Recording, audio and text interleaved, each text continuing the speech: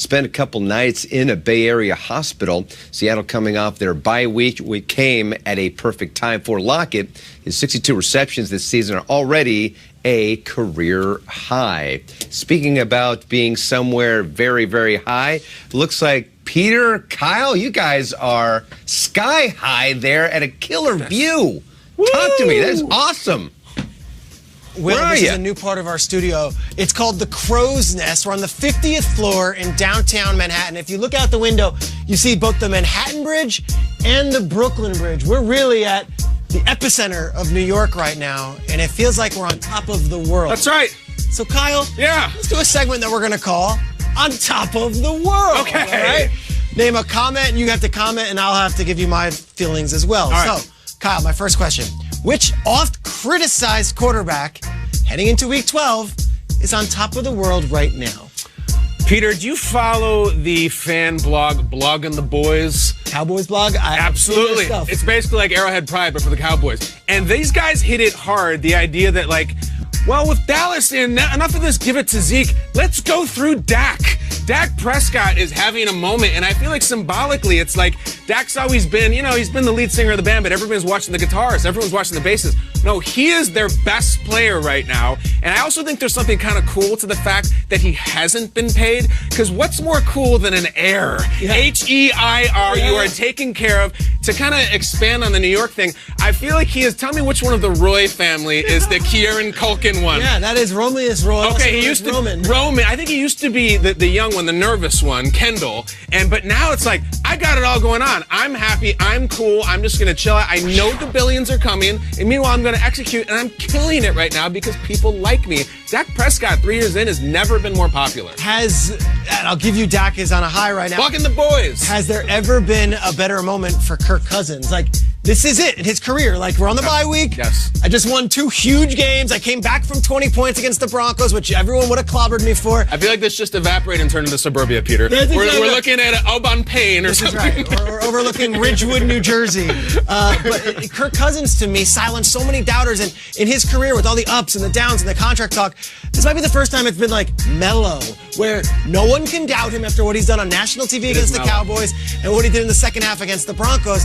It's going to get rocky again. People like that toy. It's a toy. I like playing with Kirk Cousins can't win big. It's like a Shia LaBeouf meme. You just go to it because it works and it has for years. They don't want to give it up. And there's a certain feeling to Cousins that's like, hey, be ready, it's going to happen. Right now, heading into bye week, Cousins coming off 2 straight wins, it's as good and as Gucci as he's ever been. He's on top of the world. For a guy who would never wear Gucci. No. Too expensive, too flashy. Too much. What else do we got? Kyle, I look around the NFL and there are so many happy fan bases right now. Yeah.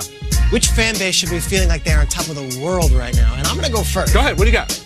I know these folks. Top of the world. The Ravens flock is feeling on top of the flock. We're in a Ravens world right now, and they have never felt better since maybe the Super Bowl win. And even that, like, their stomachs were like in knots because the 49ers were coming all the way back.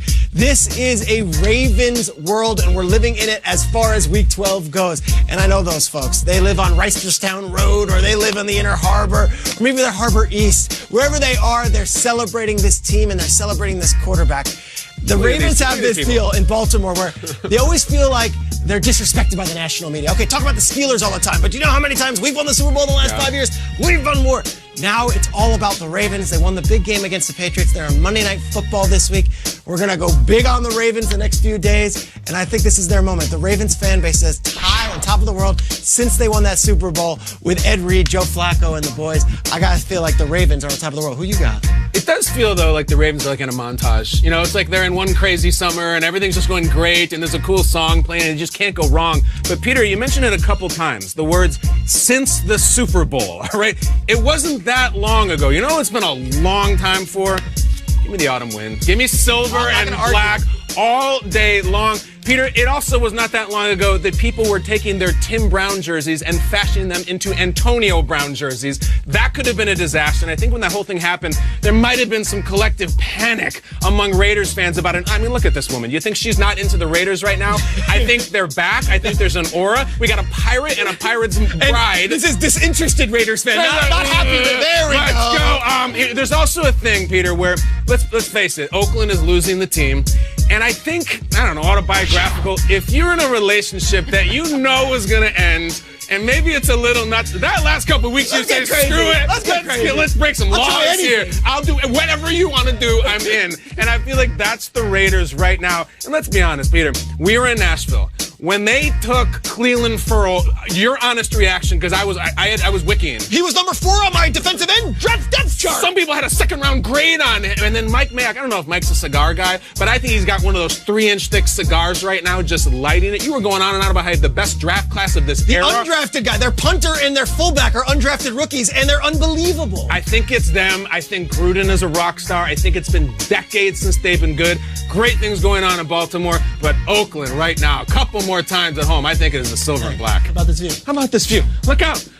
There's Kendall Roy. That's my guy. He's got a driver. Love it. Is that Adam Shine? Guys, Hey! it is cool. I finally got in. I had to pay double the cover charge. Of This no is confidence awesome. in Sean O'Hara. Look at this. Here's I a thought we had bottle transition. service. You know who we're going to hear from after Look at this? this thing. Bon Jovi. John Bon Jovi.